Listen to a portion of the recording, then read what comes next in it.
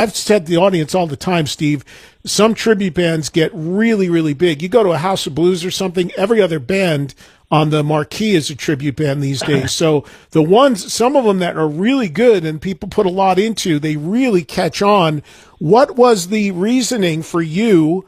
You know, obviously your whole career, you've written your own music and created your own music with Trixter and other bands as well. Why did you feel it was the right time, and why did you want to do this, a Bon Jovi tribute? Well, I mean, as you know, and I think a lot of the fans out there and people listening know, you know, for years, along with Trixter and all the different things that I've done, and like PJ, we're professional musicians. So we have to do other things to supplement my income. You know, I'm not in Def Leppard full time. I was not in Dennis DeYoung's band full time. So that means, you know, we have to do numerous projects. And that's why a lot of us musicians and a lot of your friends and our, you know, my musical partners out there, we all are playing different bands and whatnot. But, and I had done that, you know the deal, dude, man. When I did the last Def Leppard run in 2018, you know, I did a couple stadiums with them, and then 5 days later, I'm down at the Beachcomber in Seaside Heights playing cover tunes on a Monday night. You know, me and PJ and Dennis, you know, would do that. So playing in an extra band or whatever, like a tribute band or a cover band, was something I've always done all throughout my career, pretty much. You know, post Trixter, starting in 1996. Is when I started doing that. But the Bon Jovi thing, you know, has been something that has been on my mind for a long time. And I got to give, you know, Phil Collin and Joe Elliott the credit for that, because Phil was always the one who always said to me, he would go, Steve, you sound so much like, your voice is like like John's. You know, you got this thing. It's like a culmination of John and Richie. I'm sorry, I can't help not do the English accent. But it was really, you know, it was always in my mind. And it's funny because 2 years ago, Phil and I were writing some songs, and I sent him an idea. And I sent him a song that I thought would be great for the new Def Leppard record. And he sent back something to me. He said to me, he goes, this song is not a Def Leppard song, but it's a great Bon Jovi song. So it's stuck in my head. And fast forward to last year, I was out on tour with the Wizards of Winter, and my bass player in that band is Greg Smith, who plays in one of these huge tribute bands. He plays in Voyage with our brother Robbie Hoffman, Extreme's manager. Mm-hmm. And it just, you know, and they were going through a singer change. And I was, you know, privy to a lot of information, and I started going to myself, you know what, man? You should do this Bon Jovi tribute that you've been thinking of. So fast forward, as soon as I got off tour last year, early 2025, I put together a 10-song set list. I put together people I wanted to play with me in the band, Fred Gorhow, my guitar player in Wizards of Winter, Joey Casada, you know him, the newest Twisted Sister, Kevin Humphries, Chris McCoy, Devin Marie, people that have all done stuff with me. And I booked a rehearsal right around this time last year. Actually, you know what's crazy?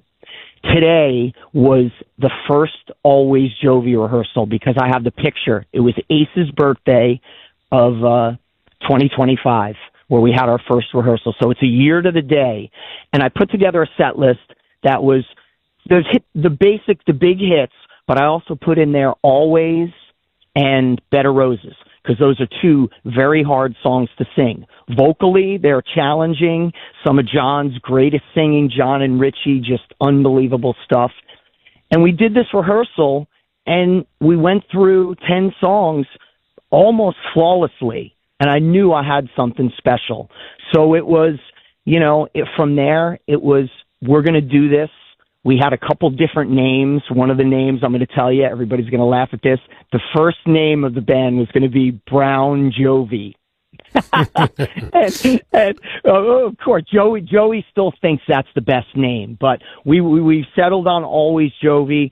And getting back to it, you know, why Bon Jovi? Of course, because if you're going to do a tribute band, you got to have the vocals and the sound that you're going to sound like the band. If I was going to do a Metallica tribute band, it wouldn't work for me.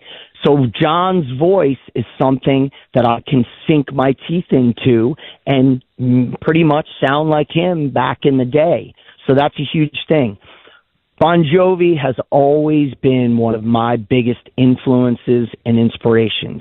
When I saw them live in 1985, open for Rat, it was one of those life-changing moments for me. Because, of course, as you know, the Jersey thing, everybody, the Jersey pride, seeing that band, and it was the night they got their gold records at the Meadowlands Arena, opening for Rat.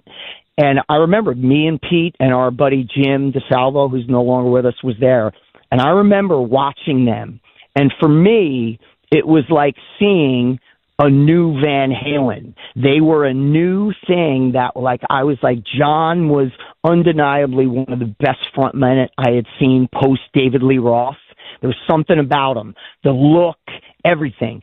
But seeing Richie Sambora that night, that was the night that completely changed my life forever, in the sense that I knew I had to become a better singer and a better guitar player and a better performer. Because to me, Richie, he was the X factor in that band at that time when he was, and I was just like, I need to stop worrying about guitar solos and make sure I'm focusing more on singing.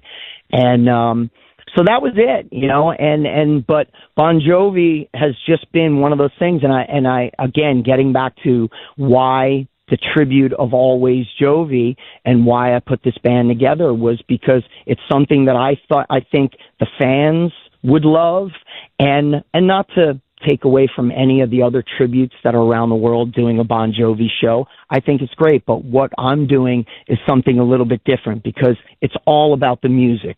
Like we've talked about, me and Greg and Robbie, with the Voyage thing, and the one line that Robbie always said to me, he said, the music is the star of the show. We're celebrating music.